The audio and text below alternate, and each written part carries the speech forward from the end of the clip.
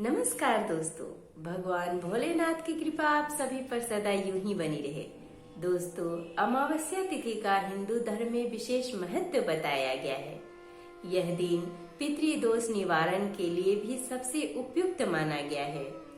भाद्रपद मास के कृष्ण पक्ष की अमावस्या तिथि को भाद्रपद अमावस्या या भादो अमावस्या कहा जाता है। शास्त्रों के अनुसार भादो की अमावस्या पर पितरों को प्रसन्न करने के लिए गंगा स्नान, दान पुण्य, तर्पण, श्राद्ध और पिंड दान करने का शुभ माना गया है। तो वैदिक शास्त्र के अनुसार इस साल यानी कि 2022 में अमावस्या तिथि 26 और 27 अगस्त दोनों दिन को लग रही है। इस दिन शिव योग बन रहा है। यही कारण है कि यह अमावस्या और भी खास बन जा रहा है। दोस्तों, यह अमावस्या शनिवार के दिन पड़ रही है। यही कारण है कि इसे शनि अमावस्या के नाम से भी जाना जाता है। दोस्तों, अमावस्या को पितरों का दिन माना गया है।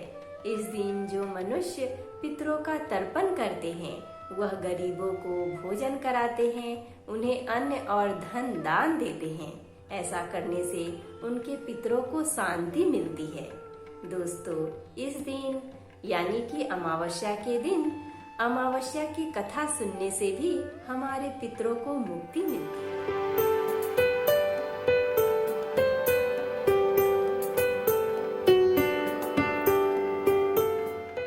नमस्कार दोस्तों, मैं शिल्पी आप सभी का तहे दिल से स्वागत करती हूँ अपने YouTube चैनल कथा कहानी शिल्पी की जुबानी में। दोस्तों, मैं अपने चैनल के माध्यम से आप सभी को हर तरह की कथा और कहानी सुनाऊंगी।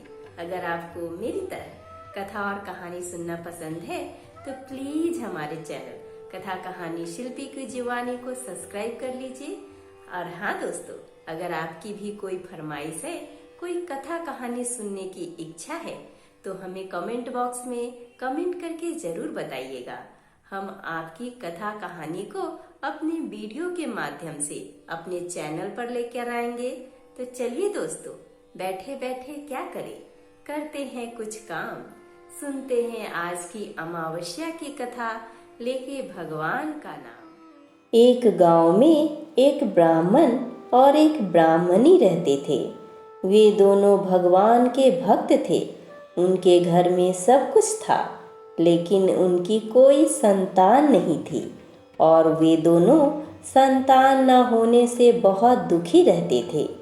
एक दिन ब्राह्मण ने ब्राह्मणी से वन में तपस्या करने के लिए जाने को कहा और वह ब्राह्मण भगवान पर भरोसा करके वन में चला गया। जंगल में जाकर वह ब्राह्मण तप करने लगा और उसे तप करते हुए बहुत वर्ष बीत गए। इस दौरान एक दिन उसे वैराग्य हो गया और उसने सोचा कि अब अपना जीवन समाप्त कर लूं।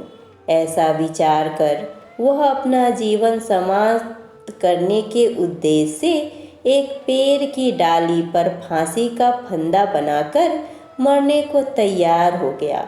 और तब ब्राह्मण को ऐसा करते देख सुख अमावस्या प्रकट हुए और ब्राह्मण को मरने से रोकते हुए बोली कि हे ब्राह्मण, तुम्हारे भाग्य में 7 जन्मों तक कोई संतान नहीं लिखी है, किंतु मैं तुम्हें 2 कन्या का वरदान देती हूँ।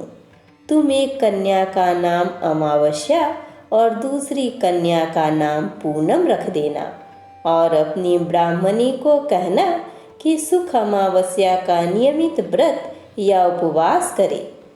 अमावस्या के दिन 1 कटोरी चावल लेकर उसमें दक्षिणा रखकर किसी मंदिर में रख दे। इस नियम का पालन लगातार 1 वर्ष तक करे। 1 कटोरी चावल समेत दान करते रहना। सुख अमावस्या से ऐसा वरदान पाकर ब्राह्मण घर आया और उसने सारा वृतांत अपनी पत्नी को बताया तथा अमावस्या के दिन ब्राह्मणी ने व्रत रखा। कुछ दिन बाद उस ब्राह्मण के घर में 2 कन्याओं का जन्म हुआ।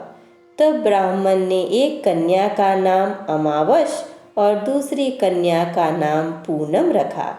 धीरे धीरे कन्याओं के बड़े होने पर ब्राह्मण ने उस कन्याओं का विवाह किया। बड़ी बहन अमावस बहुत धार्मिक प्रवृत्ति की थी, जबकि उसकी छोटी बहन भगवान का बिल्कुल भी ध्यान नहीं करती थी। बड़ी बहन के घर में तो सुख समृद्धि और वैभव के भंडार भरपूर थे, पर छोटी बहन पूनम के दुख कम नहीं थे। जब बड़ी बहन अमावस को छोटी बहन के बारे में सब मालूम हुआ कि उसकी बहन दुखी है, तब अमावस्या गाड़ी में सामान भरकर छोटी बहन के घर गई और कहा कि छोटी बहन पूनम, सुख अमावस्या का व्रत तुम भी करो और पूजा करके उपवास करो। ऐसा करने से तुम्हारे घर में सुख समृद्धि का भंडार भर जाएगा। 1 वर्ष तक चावल का कटोरा भरकर दक्षिणा समेत दान करो। पूनम ने ऐसा ही किया तो कुछ दिन बाद उसके घर में भी धन धान्य और संतान की वृद्धि होने लगी।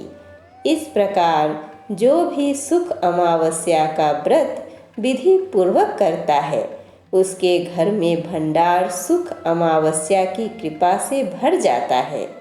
इस तरह दोस्तों, भाद्रपद अमावस्या की कथा समाप्त होती है। हमारे साथ बोलिए, ओम नमो भगवते वासुदेवाय नमः।